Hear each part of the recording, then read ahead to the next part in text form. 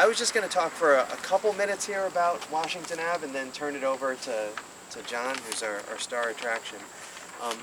When you look at Washinton Ave, which is only a block long, it's kind of unassuming. You know, it's a mix of commercial buildings, residential buildings, but it gets a little bit overshadowed by other parts of the village. But I thought we kind of focus today on how it's developed and how it's changed over the years. And there's some interesting stories, I think, connected to Washinton Ave.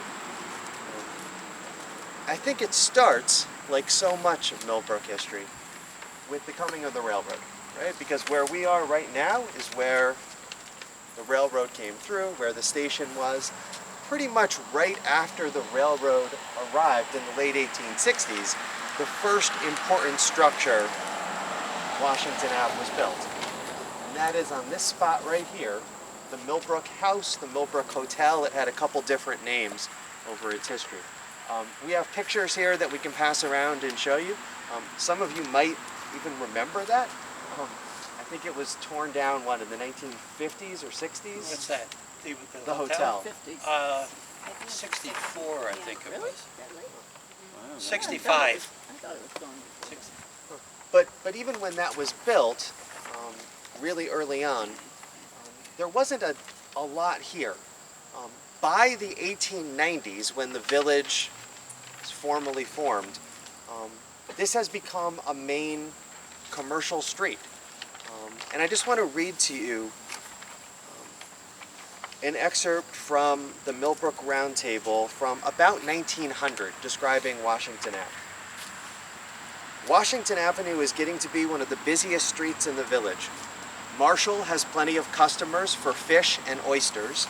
Kelly and Hicks have a bewildering assortment of 5 and 10 goods, including Christmas novelties, and customers are there nearly all the time. B.B. Kelly is having all the business he can possibly attend to. Welling had to enlarge his store, and it is said take a partner. Sherrow's stock is moving all the time. Collins and Churchill seem likely to have run their wagon all winter. Van Etten Brothers are beating the record of their shop in painting. Lynn finds good demand for blacksmith work, and Cunningham for pictures, and there is not a vacant nor an idle store on the avenue. So that was in that little paragraph, what, 6, 7, 8 different businesses all mentioned as being on Washinton Avenue, kind of very different from how we think of it today. One of the more interesting documents that we found was the 1913 map of the Village of Millbrook. This is the Sanborn map that was done for insurance purposes. I think actually David has the map, right? But it shows what buildings were here in 1913 and to some extent what they were used for, whether they were business or commercial. And I think John will talk more about this, but the big building up there on the right, for a long time, people knew that as the movie theater, right? And he has some stories about that. But what's really interesting is that in 1913, there is a building on the other side of the street, just past the pizza place here, that is identified as moving picture theater. And if you think of that, 1913 is really early in the history of movie theaters, right? Only silent films then. And it's really small. I mean, I think it's one of these buildings that's still there. Maybe the second one just past the pizza place. And I was looking at that the other day, and it's kind of odd because there's no door in the front of that building. There's no like street access to that building, which is strange for a commercial street like this. And so I wonder if that was built maybe for that purpose. The only other thing I found about the movie theater was actually not from the Millbrook Roundtable, but from a Poughkeepsie newspaper that described a lawsuit that involved the movie theater. The guy who owned it, whose last name was Bernard, it was kind of unofficially known as Bernard's Theater, sued 2 of his neighbors who lived in an adjacent building. I'm not sure this side or the far side, whose name was their name was Finkbeiner. And he sued them because they were talking so loudly during one of the shows that it bothered his patrons. And so he actually took them to court, and in the Poughkeepsie newspaper, there were a series of articles over several months in 1913 tracing the progress of that lawsuit, which eventually was dismissed, and the guy who filed the lawsuit, the theater owner, had to pay damages to the brothers who he had sued for their court costs. But to me that's fascinating, right? Because normally you think of a movie theater as generating a lot of noise. Here it is, two people having a conversation so loud it was bothering the people who were trying to watch the movie. There are a couple other kind of notices that I found related to the street that I thought were interesting. By the way, if you guys want to see, this is the front page of the Poughkeepsie newspaper here. It's the story down there, "Gets Writ to Silence Neighbor." It's hard to read, but you can at least see the headline. Two other things from the Millbrook Roundtable related to Washington Avenue that I thought were interesting. This paragraph. Mr. E. Wright Vale, with his wife and daughter, were going home from the Grange meeting Monday night. On Washington Avenue, a little this side of the swamp, in the darkness and rain, they lost the track and upset. The wagon top gathered them all in. Mr. Vale was unconscious for a time. Miss Vale was quite severely bruised. The parts of the wagon were found in various situations, and the horse under a shed at Millbrook. The friends of the family are consoling them with the usual reflection that they may be thankful it is no worse, and others are considering whether a street lamp over there might be a good thing. And so the road was rough enough that if it was dark, you could turn over your wagon in bad weather and get injured. And then the last thing, and then I'll turn it over to John. One of the businesses that was on the street, and it's actually still on the 1930s map, if you look at Washington Avenue there, there's a business that says Tabor Churro or Tabor Churro Store, something like that, which was there for decades in the early 20th century. This was in the paper from probably the early 1900s. Burglars entered the store of Tabor Churro on Washington Avenue Tuesday night. They appear to have tried the front first, but not succeeding there, went to a side window where they pried up a sash and snapped the fastening. They made their way around with a paraffin candle, dropping grease all over the floor. As far as known, they took an overcoat, a pair of shoes, a hat, and a suit of clothes, altogether worth about $26. The suit was taken without proper selection and broke up two other suits as the parts were not intended to go together.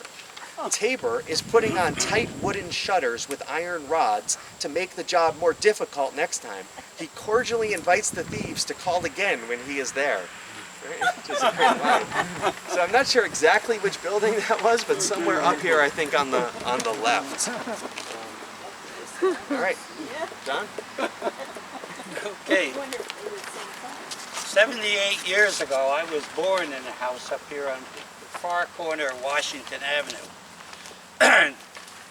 Just to reiterate what Bob said about the railroad, right where we're standing was where the main building was, the, what do you call where a train comes? Station.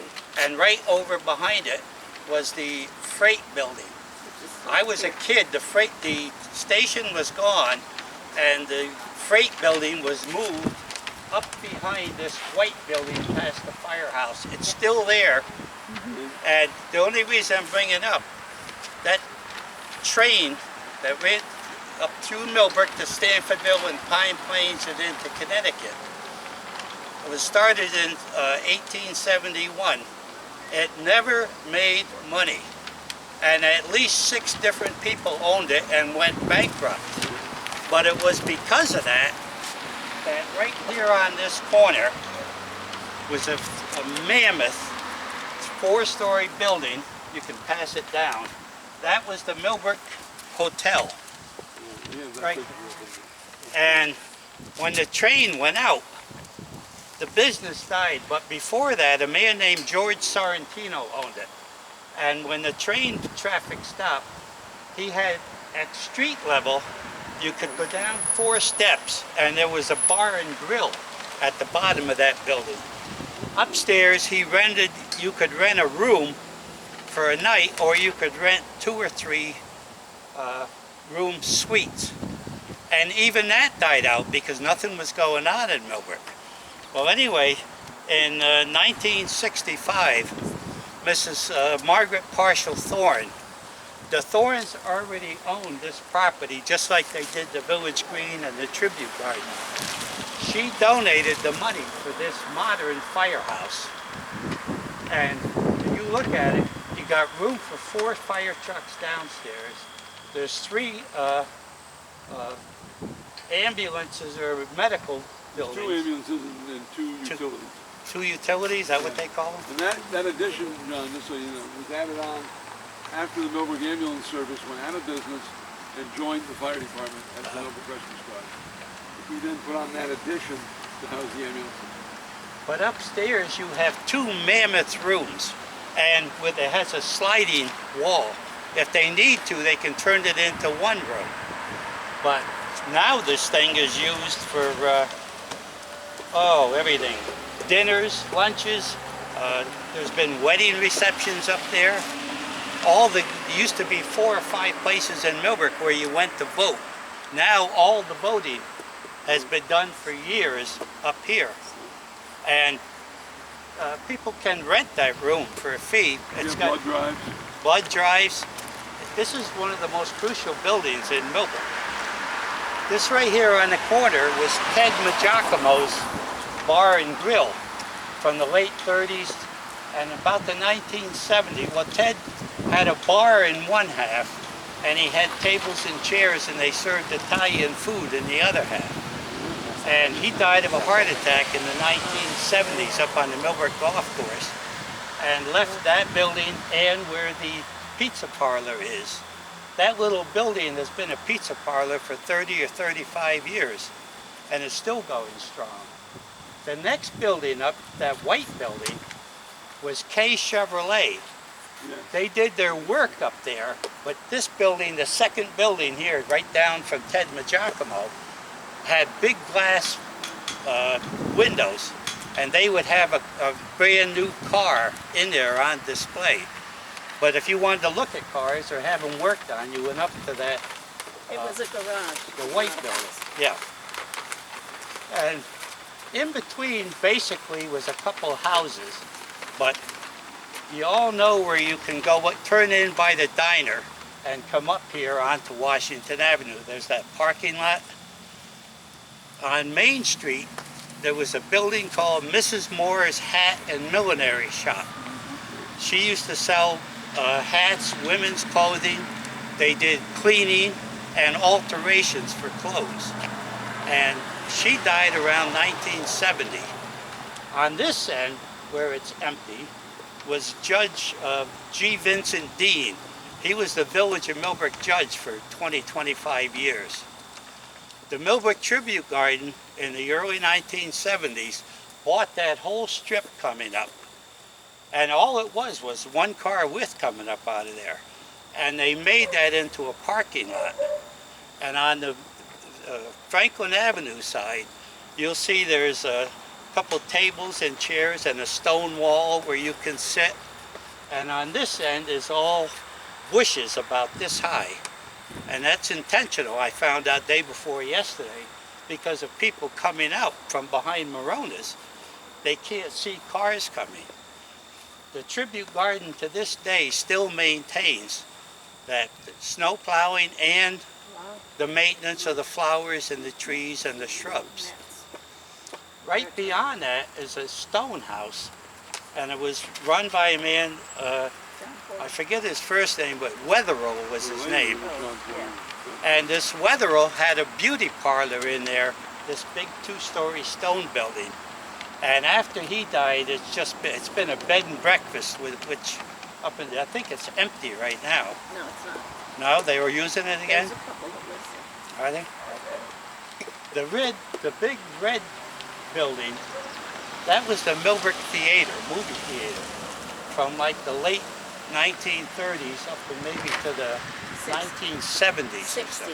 60s? My father bought it in 60. That what I was going to mention him buying it. John was your father? Yeah. Oh, I didn't know that. Well, anyway, that movie theater, when I was a kid, it was a quarter for kids and 50 cents for adults. And my mother and father had my older brother and I, and no money, they were making peanuts. Instead of hiring a babysitter on a Friday or Saturday night, they give my brother and I 35 cents each, a quarter to get in the movies, and you could get 2 big Hershey bars, a nickel each. And you stay there till we come and get you, which in some cases it was good, because there were comedies, we liked westerns, we liked war movies, anything like that, except when they brought in movies from France for the Bennett College girls. But this guy kept that going for a long time. Sometimes he didn't have 35 people in there at night, 40. That was At the- Pickles. Yeah, Pickles. Well, his nickname was Pickles, but his real name was Thomas Alfieri. And he kept it going, and real cheap. And if it wasn't for the Bennett girls, it would have closed many, many years before. There wasn't that many people in Millbrook, and many people in Millbrook would go to the beautiful plush Dover Theater or Amelia or someplace. So after Pickles sold it and everything, John Miller, he had an agway in there, farmer's supplies and everything. Did he add on the, He changed the whole exterior. Well, he took not only the upstairs, but the took laundromat? and used it as Did he storage. put the laundromat in? No. No? Okay, up until a couple of years ago, there was also a laundromat on there. But that building looked nothing like this. It was all a yellowish, large cinder block brick building. And every kid in Millbrook, you lived there because it was so cheap. Where else today you go to the mall and $15, $14 for a movie. And you got to sit 8 feet from people. But that was another staple of the Millbrook that kept things going. And just beyond the red building, Earl Cunningham, the village policeman, lived. He was the village policeman 25 or 30 years. He had a great big white house there. And when he died, did your father take down that house to get the parking? No. I don't remember that.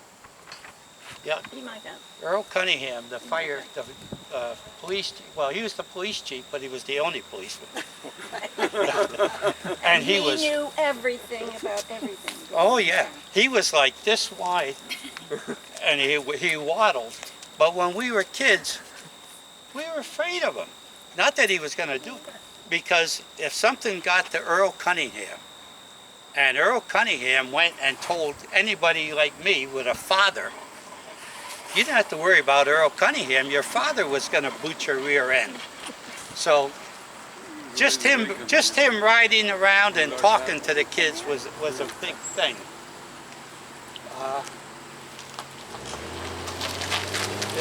In between, there was a couple houses. They're listed in this paper I gave you, but they were not there when I was a kid. Up on the 2 houses on the corner, and the first one going down the street was owned by an Italian fella, Sam Caruba. And the Caruba family still owns those 3 buildings. Yeah, the big house in the corner of Church in Washington? Right, that's where I was Yeah. born, in that There's house. up there. Yeah. And across the street is the old firehouse. Now, we have quite a few pictures in that of the old firehouse. Millbrook's first fire company was started in 1908, and it was like 30 guys signed up for it, and that we have pictures of that. Is that in there too? I don't think one of the people's in there. I think just the firehouse. And all it was that building up there, and they had about a 8-foot wide or 10-foot wide door. And it was a bucket brigade company. In other words, on that vehicle in there that had to be pulled by the firemen was just buckets, and they used buckets of water. They were originally here on Front Street and moved up there. Oakley Thorne sold them that property for $3,000, which is what he paid for it. And they built that, and it was a really sound building. It still is. And then we have some pictures too. I think they're in the back of this thing. Millbrook eventually went to a pumper. That was radical. Having a machine you could pump long wooden staves and that, and pump water. That was in the 20s and 30s. And what did you tell me they got their first? 1930 was the age of the sea gauge. 1930 they got their first motor-driven fire apparatus. And they had to widen the front maybe another 10 or 15 feet to get that one vehicle in there. By the time I was a kid growing up, the whole front of the firehouse was removed, and there was 2 vehicles in there. I just found out today, he was telling me that old fire truck from the 30s, they got it back. It was given to Greer School, Hope Farm. We sold it for $1. Yeah, and they got it back and sent it away and had it renovated. It's in perfect shape, and it's in the building behind here, stored. And that, and we use it for parades and Memorial Day, things like that. yeah. And a few years ago, Ed Lodi, the architect, bought that building. You probably noticed they stripped it completely down, and he turned it into offices downstairs and upstairs, and all new windows and everything. It's a beautiful building, absolutely. Right now it's gorgeous. But right, just this side of the firehouse, there's a little white house there, and there was a single driveway going up the hill. Well, if we had walked up there, you can stand, and there's the Millbrook Jail. Millbrook was one of the few communities in Dutchess County that had its own jail. And it was an all-brick building. It had 4 cells, and each cell had bars and doors. But the only people that ever went in there was an occasional drunk picked up, or if a guy abused his wife, Earl Cunningham would throw him in there for a day or 2. Anything serious, they went to Poughkeepsie, to the Dutchess County Jail. But that still had all the cells in there to only a few years ago. And the village workers took the cells out. They used that building for storage now. But if you go further up the hill back there, there's a big old stone house. It was made by Italians. In fact, it was Ted Mcgiacomo's here, uncle, Rocky, Rosario, but they called him Rocky. And he lived up there all alone, never married, never had kids. And this is the truth. He made wine and everything and sold it, you know, in the Depression, and later on made money there. He had a big garden. He sold vegetables and everything. And when he died, he left it to Ted Mcgiacomo here, who had the corner bar here. Well, a number of years later, after Ted died, his son inherited it, and he sold it to Philly Mcgiacomo here in Millbrook. Felice is his real name, but they call him Philly. And there had been rumors for 30 or 40 years that Rocky had a lot of money. He never went anyplace except for staples that he needed. He never took a vacation, never went anyplace. Philly buys the house from Ted Mcgiacomo's son. And a year or 2 later, he's in there, and in the basement, they see a wall that if you saw it, you go, what in the heck is this thing? It was a poorly done cement job, and rocks cemented in and everything. So Philly decides to renovate the downstairs. He knocks that wall down, and what does he find in there? $68,000 in silver dollars and American cash. Yep. And then, of course, the word got around Millbrook. And Adrian Mcgiacomo, who sold the house, went up, hey, that was my money in there. That was my grandfather. You sold it 2 years ago. It's mine. But, yeah, it turned out to be true. This rumor circling around that he had all this money. And there it was. So, but this whole street, Which house was that? you can't see it from the road. There's a single driveway going up, and on the left is where the village men have their trucks, snow plows and all. It goes to the right, and on the right, that little brick building was the jail, and you got to go past the jail, and on the top of that hill was Rockies. Yeah, you always hear stories about things, and that ran around for years, and it turned out to be true. So, anybody have any questions about any of these buildings? Wow. If anybody wants to, I don't know if you flipped through the whole binder here and looked at everything, but feel free to do that. We got some ads from the movie theater too. John, can you just tell the story about when you would go visit the prisoners? We were still living right around the corner on Church Street though, but looking right at the firehouse and the jail. And they put these guys in there, 1 or 2 guys overnight in the summertime. Of course, they had no fans, no air conditioning or nothing. They'd open a couple windows, which had bars, and they were in the cells inside. And we used to go over there, 6, 7 years old, and we go, jailbird, jailbird, dirty jailbird. And of course, these guys, you know, when I get out of here, I'm gonna kick your ass. Don't you be around. And we did it. We knew they couldn't catch us or anything, but we used to do that every time they changed prisoners in there. We go in and call them jailbirds. So, yeah, it was an interesting street, and it's really changed. And I think the biggest and most satisfactory change was this building Mrs. Parshall donated. It's just an unbelievable asset to the community. Like I said, when they formed the first fire company here, they had 30 members, and we have members or pictures at the Historical Society, like in the late 1940s, early 1950s. There was 70 guys in the picture. And they used to have real sharp blue uniforms with blue and white brims on the hats and everything. And whenever there was parades, and that was every Thursday night in the summer in Dutchess County, there was a fireman's parade. They go to Dover one night, the following week was Hawley, Armenia, all Pine Plains. And Millbrook always used to win the best appearing fire company. Yeah, we have a lot of pictures on that. In fact, if you go in here to vote, you'll see one whole wall is all... Yeah, we got all kinds of pictures, including the fire.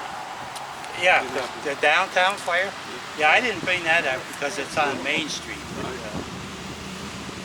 there was a major fire in Millbrook.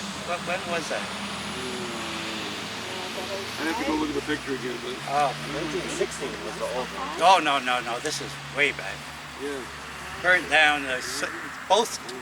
If you go around the village here and turn right to go up Churchill, both of the major big buildings there and a couple others burnt right to the ground. They were all wood. And There's